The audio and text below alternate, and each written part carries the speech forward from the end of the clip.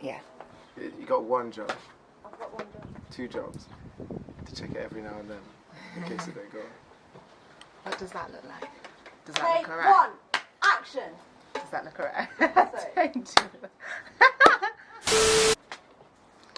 Hi, so we're here with Kaya and Bayleigh. You know what? You actually can just stay in it now. That looks cool. Yeah, stay Yeah, there. sorry Daisy, but you've put yourself in it. See, thank you. You might as well. Hi everyone, my name's Kaya and this is Fatale in conversation with my friends Bayleigh and Daisy. So, we're not in frame. That was great. Yeah, that was great, but we're not in frame.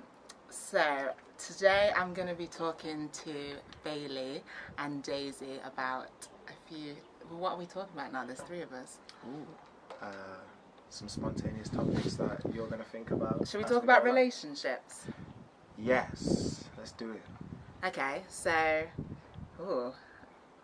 first I want to kind of talk about toxic masculinity because I think a lot of women, well, first of all, we have a male with us, so it's good to get a man's perspective on things, and we have another woman's perspective. I thought you were going to be like another man's perspective.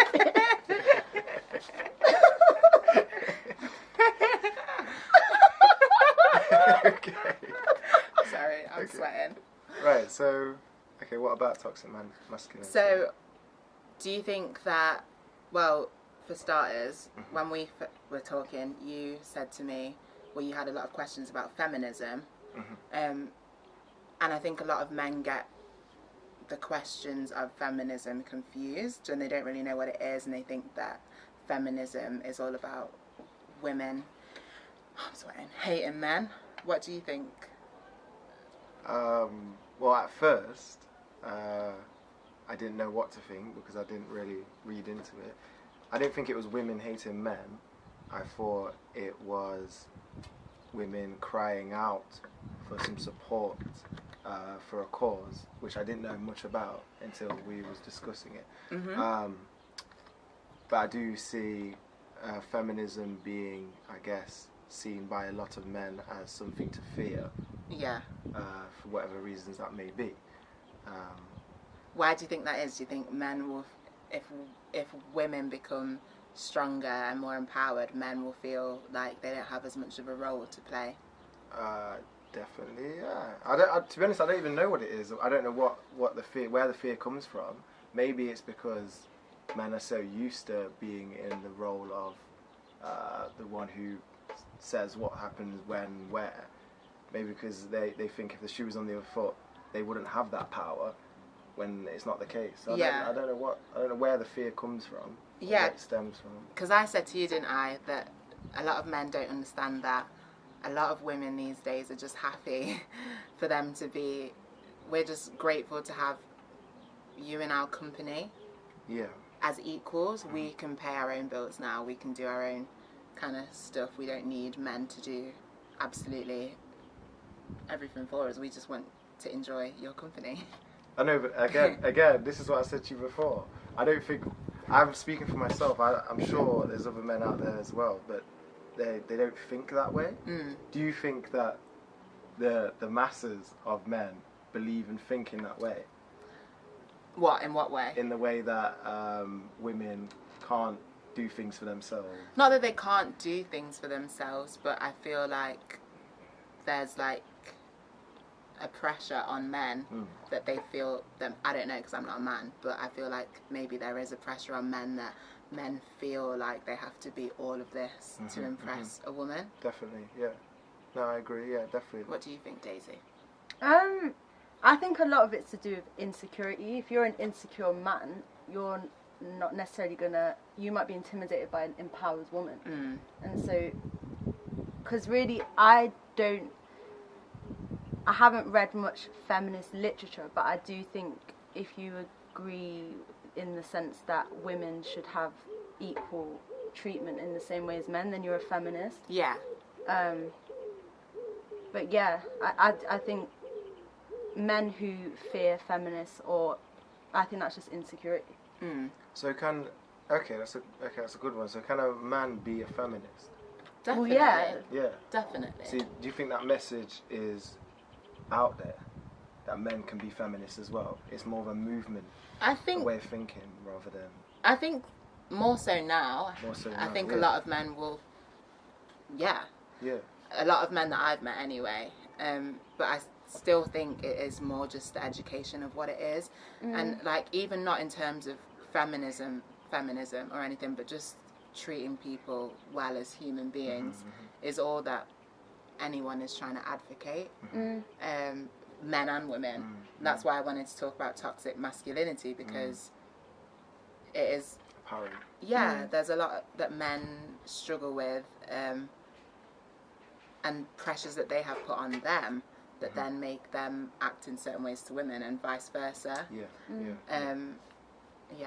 But I think there's also stigma attached to feminists. Yeah, there is. And so I think if you're a man whose definition of feminism is, or their interpretation is that it's women hating on men, then they're gonna feel intimidated. Yeah. But that's the stigma, and that's the stereotype of a feminist. Yeah, that's true. But then I think if you break it down and it is just the equal treatment of man and woman, then there's nothing to fear. Yeah, because I said to you, didn't I? Like it's not about men. No. It's not even about men. Like when I come and do female empowerment, it's not about men at all. It's about being empowered. Yeah. As a woman, There's a spider floating. So we were saying... Where? It's fine. Anyway, we was making a good point, like a philosophy to change the world or change the mindset of people. It's like from the offset, men have failed. Correct me if I'm wrong. From the offset, men have failed from like the system that they're put in. So like from school, for example, that you have often hear the saying "man up," or even earlier than that, like the labels of boys having blue and girls having pink and stuff. And I was saying to Kaya earlier, well, when we went on a walk with, when I was younger, I used to have I didn't have the typical upbringing of action men and stuff. I was introduced to Barbie girls and dolls' houses and stuff like that, and there was never any. It was only till I went into school when I started feeling inadequate and different for doing playing with different types of toys and stuff. And I think it's a system that fails men. Not actually. I don't think men intentionally go out there to feel that certain way. You know, I feel a lot of education is behind it and needs to be behind it to change the mindset. Sort of. I think that's so beautiful. Like what we were saying, I think for men and women as well, just how girls have to like pink, boys have to like blue. Exactly. Girls have to like princesses and Barbies. Boys can't like this. Men are supposed to be hard. Women are supposed to be soft. And then we were saying it's kind of like I feel sometimes more masculine. Like I am a very feminine girl. I do like a lot of girly things, but the way that I can hit back. Yo, that spider's gone and I'm out of it. I don't know where it is. It's good. I'll give my little thing then. My little, what do you call it? Pet peeve? Pet peeves. Okay. So, I go in the range now, yeah?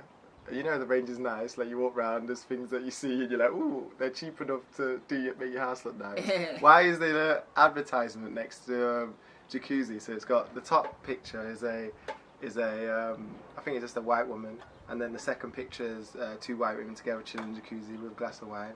And then there's another picture of a white family, lovely. And then the last picture is a mixed race guy sat in the middle of two white girls in a jacuzzi all drinking wine.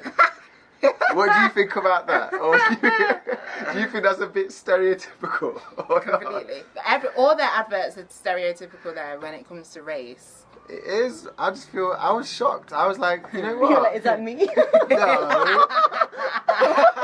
Too close to home.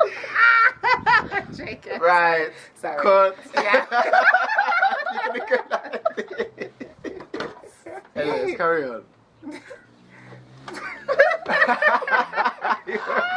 What we should be doing is looking at why is there a big movement of people screaming for justice and no one's even, like, it's not even here already, especially in this day and age.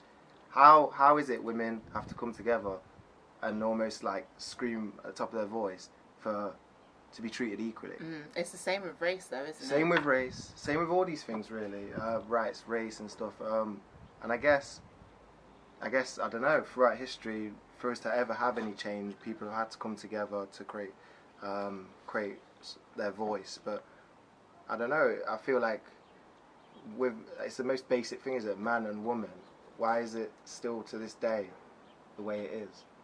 And what is going to change that? And I think what we were saying about, I think it starts from the offset, you know, from when they're young, the labels being put on people like boy, girl, blue, pink, you can't, don't cry, don't feel emotional, or if you do feel emotional, why are you acting like a girl for? Like, all those little sayings are so damaging to people. And look, like, there's still people, those sayings make people victims even in their adulthood, with relationships they build and how they perceive other people in life. So I don't know, I think we just need to change the way we talk and educate young people, the way we raise people. It starts at home, you know, I think, anyway. I think you're so right. It starts at home, and unless the parenting's there, then if the parenting's not there, then someone's got to pick up the pieces by not allowing. Well, this is what I mean. A lot of people, men or women, miss the parenting. Like, me and Daisy talk a lot about, like, you reparent yourself or you reprogram your own mind. And so a lot of people, lucky for us, we've been able to find, like, books and resources and stuff to fill the cracks of what we might have lost. But, like, a lot of young people, say in the job that we're in now, a lot of young people don't know how to find those resources. So I feel like it's important that they have role models like you that they can look at from example.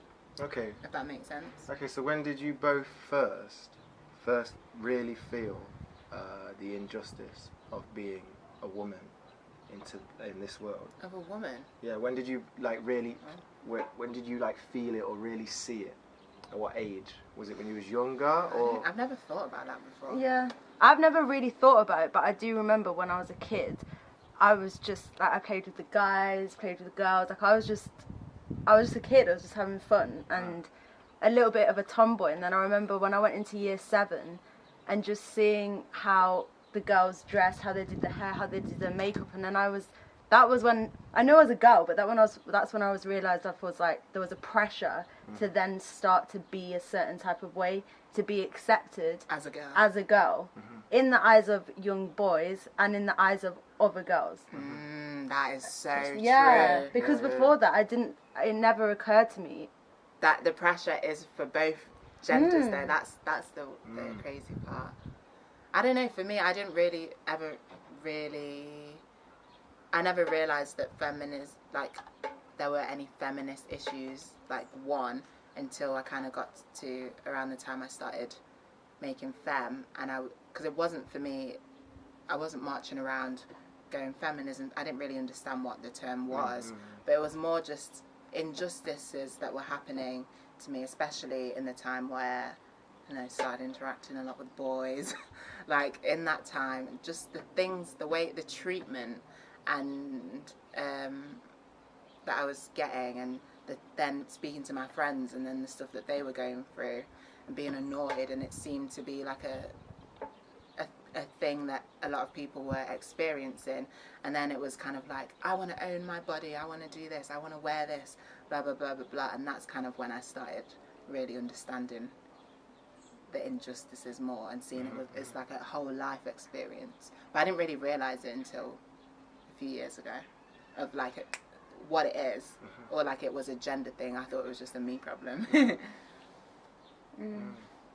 So would you say, have you experienced it in the working world at all, or is it more like you experienced it through relationships and relations, and people that your friends going through similar circumstances, you've kind of gone, oh, hang on, they're going through it, it's more, it's happening more than often? Yeah, I'd say it, for me personally, I experienced it more as on a relationship basis, and then since I've started Femme, I've seen it on a business basis, a race basis, and a relationship basis since I've started Femme.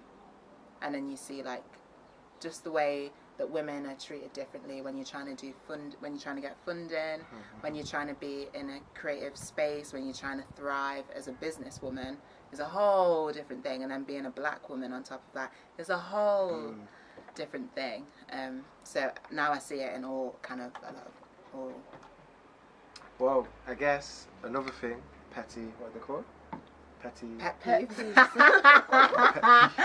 I always want to say that word. I always forget what it is.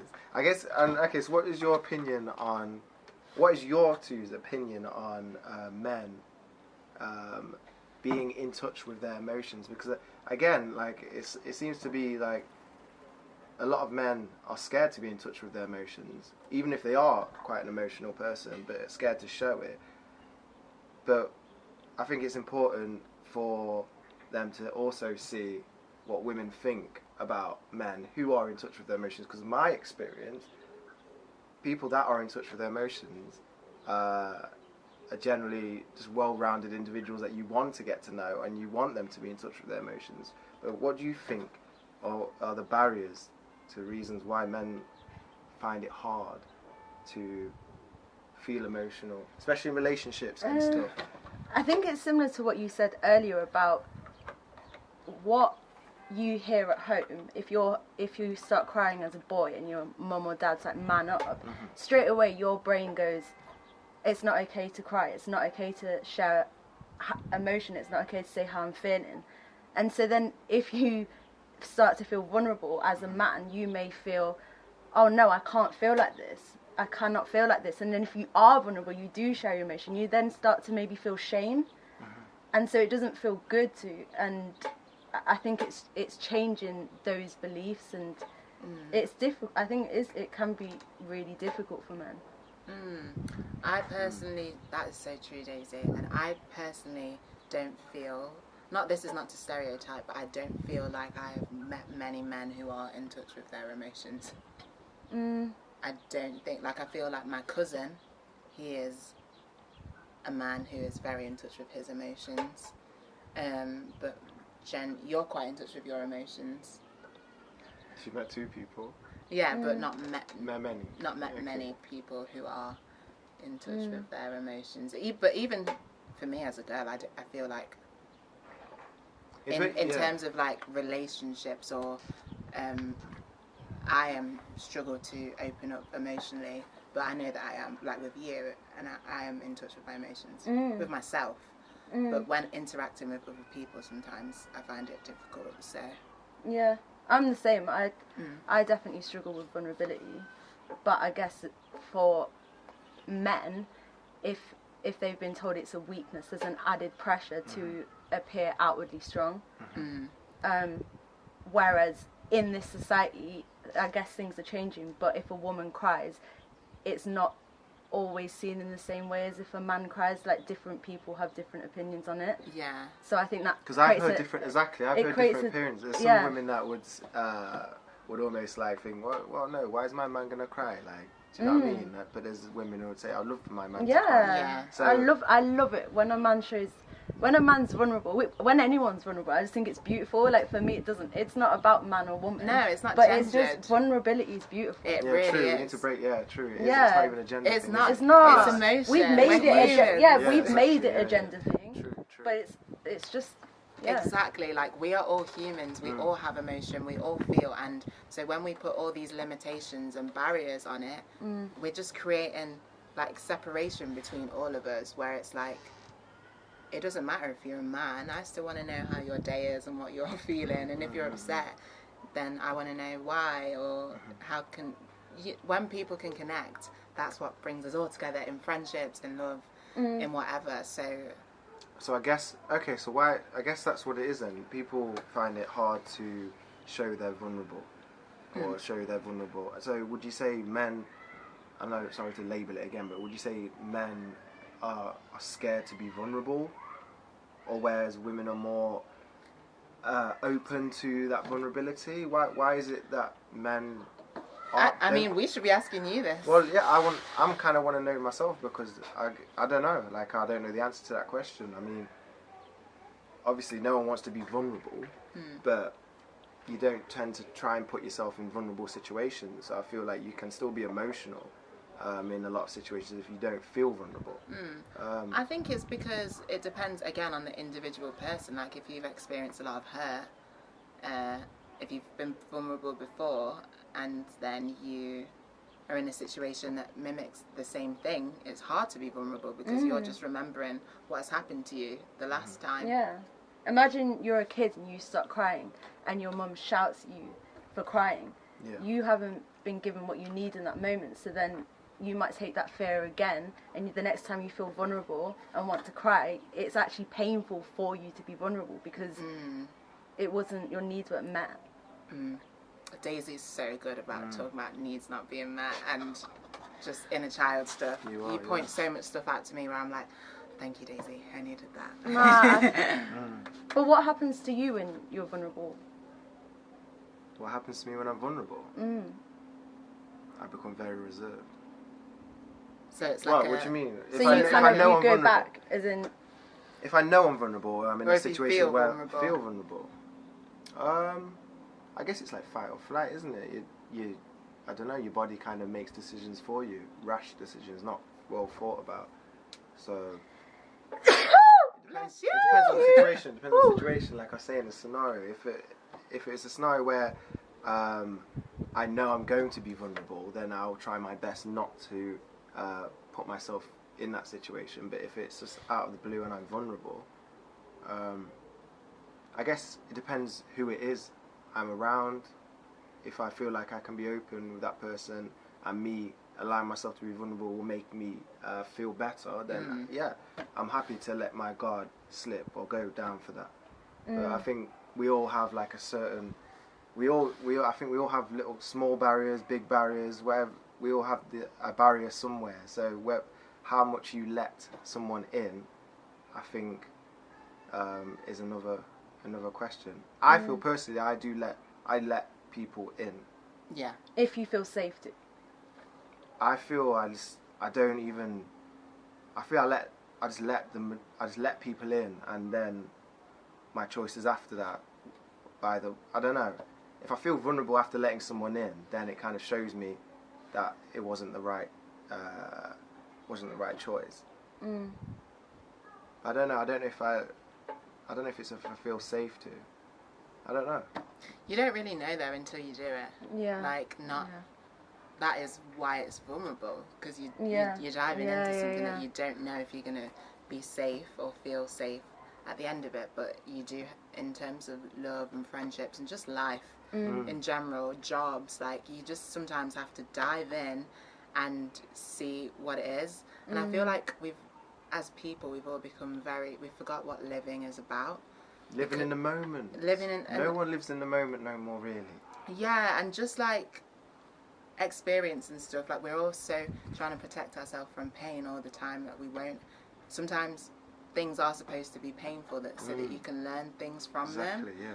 It isn't about just making good choices all the time. Sometimes it's about like actually learning from your bad choices. And some of the painful stuff is where you meet yourself and you grow, or yeah. Would you not say the most painful things that you've both experienced, I'm speaking for myself, but the most painful things are the things that I've learned the most? Definitely. Like, it could be an hour of pain, but I've learned the most in that hour, where it could have been 10 years of joy. Definitely. You know? So definitely. I agree completely with that, yeah. Definitely. Vulnerability. Vulnerability is a learner in some sense. But again, yeah, going back to what you said, I do believe that fear does hold a lot of us back, and it is. Yeah, that's what it is. Yeah, it's fear of the unknown, and it's fear of getting to know new things and things we're not used to. And again, fear. I know it's a different topic, but it's a big. Racism is only around because of fear. So the reason why I don't really believe there's generally racist hatred, people who hate someone because of the colour of their skin. It's the fear of the unknown. They haven't been around it or been educated or had experience of it, so they just fear the unknown. And if you bring them closer to what they fear and they eventually get over it, they won't have that fear no more. So yeah. I think fear does hold a lot of people in stable position? Fear for me sometimes is literally, what is the word? Debilitating. Debilitating. Like where you literally can't. Yeah. Yeah. Like disabling? Is that something like that? Yeah, debilitating. Yeah. I don't know what it is, but sometimes that's how fear feels for me, where I'm just paralyzes you. Paralyzed. That's it.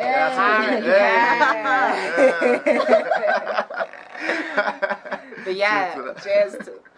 Where's my drink at? I'm spilling it everywhere. It does literally. Oh, you know how to swear? Yeah. Oh. It's Femme, Fatale, gals. Okay, yeah, sorry. But yeah, it sometimes fear for me literally. What did you just say? Paralyzes you. It paralyzes me. Boom. Emotionally, and I'm just cannot think rationally. I can't do anything. Yeah. I feel it, and I'm just. Me and Daisy the other day, we did the what was it? The love bond, the attachment style quiz. Styles. And a large part of mine was avoidant.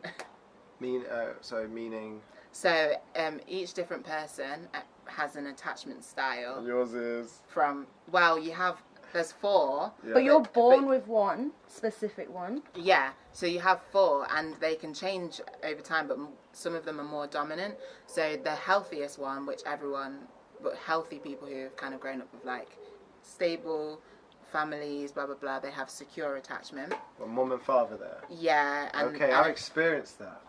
Yeah, and nurture. It's basically just like a nurturing environment and a safe space to explore. There's so many experiments online. Yeah. Okay. It's really good. Yeah. And then there's anxious attachment, avoidant attachment, and what's the other one? Disorganized. Disorganized attachment. It's kind of complex. Like this, literally, just read about attachment. Yeah, it's really interesting. And yours is. So mine used to be anxious attachment style. But then my dominant one this time was secure, but the one that was second was avoidant. Shut up, Bayleigh. Sounds interesting. What's yours? This is the thing. I don't know what mine is. Okay. Because when I was on my course and we were looking at it, I couldn't work it out based on the childhood stuff because I didn't understand it. But I would say I'm either like mainly avoidant or anxious, but I don't know. Part of me thought I was secure, but I don't know. Well, we're all a bit of all of them. Is what mine was like 40% something. I had 25% avoidant, 25% anxious. The other one was really small, and then it was like 40-something% secure. And I was like, oh my god, I've been working on myself. I finally because before, like if I was triggered in relationships, I would be codependent and anxious all the time. But as I've been working on those things, now I'm more calm and I feel it in myself as well. Okay, let's spin off to the next topic. You wanted to talk about relationships. In particular, because relationships is very broad. What you know what I'm going to call this? The Power of Love and Vulnerability, because that's what the magazine was called and that's what we're talking about. Yeah, that's cool. It's a good name. So, relationships. Okay, interesting. I know Daisy's got some interesting questions about relationships. She often throws them my way while we're walking through town. Oh yeah, go on, Daisy. I actually don't have anything. Okay. Can you love more than one person? Yeah, because love is not a limitless thing. Like, there's different types of love. That's like if you have more than one child. Do you know what I mean? If I was a mother and I gave birth, can I only love one person? Okay, yeah. Love can... I think you can love... If you're talking about in romantic relationships, yes, you can love more than one person, but it doesn't mean that you want to be with both of them at the same time. Do you know what I mean? Okay. So... I'm just saying yes, overall. Okay, yes. What do you think? Are you talking about romantically? I'm talking about like... so, in terms of, romantically, yeah. romantically, can you fall in love with more than one person? Or does, let's say you've met someone, you're madly in love with them, but you, on the off chance you meet another person that you're madly in love with at the same time, can you be in love with two people at the same time, or is that energy and that chemical rush through the body only directed towards one person and only meant to be for one person, or does? No. Or is your mind able to differentiate? No, because I feel like, you know, when we met up the other day and we were doing those cards and we were talking about unconditional love, I feel like if you really properly love someone unconditionally, that love doesn't die because it's unconditional love. So you might break up with someone and still be in love with them, but you've moved on in your life, and you meet someone else and you're in love with them. Do you know what I mean? I'm not saying, like, yes, you can fall in love with two people at the same time. Yeah. Okay. I just feel like love, real love, not controlling, not conditional love. It's like, no, you can only love me. You can only have eyes for me. You can be in a relationship with someone and still love them, but you can still love your ex. You can still love this person. You can still love that person. Definitely, in my opinion, anyway. Okay, so touching. What about you? My opinion is, I think as a step, I feel like you can love, you can still have love for someone, and move on and find love again. Yeah. So in that sense, yes. But not, I believe, like, love is, like, when you find love, it is channeled towards one person and one person only. You just never even feel looking the way of anyone else, do you? So. But is it looking in the way of anyone else? Is that lust, though? Some might say it is, but it depends. Depends if you want to spend time and energy on that person. I think it becomes. I think a lust is more of attraction. So you're attracted to someone else. You like the look of them, but you're with someone. But I think if you want to spend your time and energy with them, then that's love, because you're wanting to spend your time with them. So if you're spending time with one person you're in love with, and you want to spend time with someone else that you've met, then I think you're giving love to two people at that point. Because what's the difference? Deep, I know, I'm just saying. I'm confused. Yeah, I'm trying to think this one through. I don't know. I don't know either. I have no idea. Okay, cool. Okay, so one of my petty pois. Listen, it changes every time. I feel this is, and especially in older middle-aged relationships, there's a lot of people that are together for the wrong reasons. And I think the reason that a lot of couples stay together is based on, there's a lot of couples that you see and they're together for reasons that aren't because they want to be together. There might be children involved, or assets, houses, or whatever. But I believe there's not. People are scared to say no to something to better themselves and move on with their lives, or to find themselves again. I feel people won't walk away from something in this day and age. They feel like they need to find it, get it, keep it, no matter what the cost. Be treated however they don't want to be treated, but still stay in it because of fear again. Fear, and also just like insecurity that you won't find anything again, or that you. I think that's confidence as well. Like when you start, that's why I'm so passionate about self-love, because when you love yourself, you will allow yourself to let go of things that don't serve you. Yeah. Because you'll have the confidence to do so. But it's hard. It's hard. It is hard, yeah, it is hard. It's hard to love yourself, and it's hard to tell someone that you love that you're going to move on to better yourself. And it's hard for them to understand that as well, isn't it? So. Aww. What do you think, Daisy? Are you talking about abusive situations? Not abusive situations, like I feel there's a lot of people in relationships that are just in it for for more of the novelty of the label of being in a relationship, rather than actually being in a relationship for themselves. So I don't know if you've met people that who are in relationships that you kind of, it seems like a love-hate thing. They don't really want to be in it, and they're kind of like, it's got to the stage where they're more doing each other more worse than actually lifting each other up and elevating each other. I don't know if you've seen that throughout life. And I think people are scared to like make that jump or walk away to better themselves, because what you find is people actually bring each other down, and they might not think they're bringing each other down, but they actually are. And the best thing would be for them to both go and do their own thing to better themselves, and then find themselves again so they're ready for. It's like a family photo. Hi, I'm Dad. Hi, You're not my dad.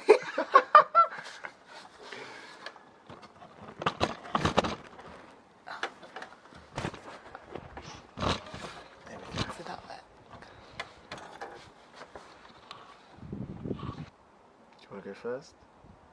I'll let you. Okay, what was my opinion on the power of love and vulnerability? Yeah, what comes to mind when you hear those words? Okay, so the power of love, I think, is important and something that I welcome. I love love. Who doesn't? Vulnerability comes with love. I don't know. I guess depending on who you are as a person, what you've experienced, everyone has different levels of vulnerability and love. But you shouldn't be scared or fear vulnerability, because everyone feels it. It's quite normal and natural, even if we don't speak about it with each other. In fact, don't fear it. Embrace vulnerability and embrace the love that comes with it.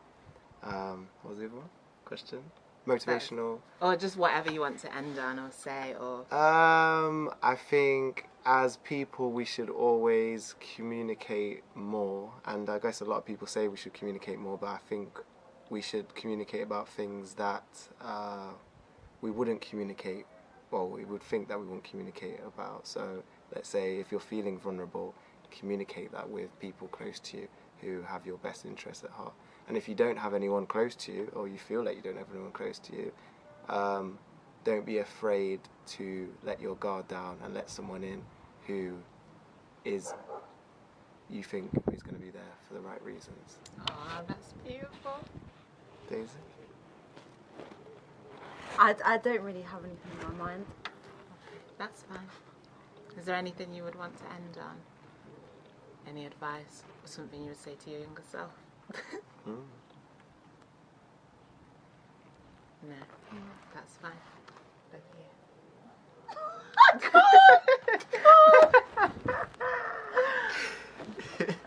What I would like to say is I'm very grateful to have these two amazing people in my life, and what I kind of have taken myself from this conversation and what I would like to take more forward in my life is that it's said often, and it might be slightly cliche, but there really is no difference between us in the sexes and genders. As you can see, like, Bayleigh is a beautiful person, and he's a man, and he has a heart, and he has feelings, and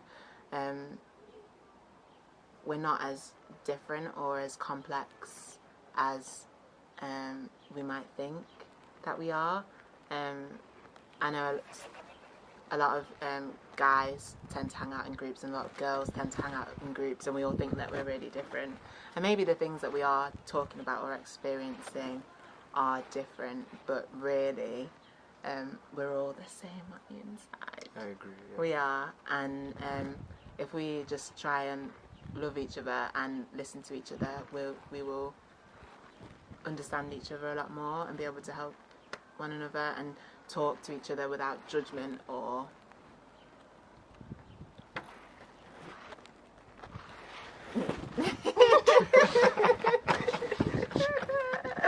Can we turn this off now? I feel so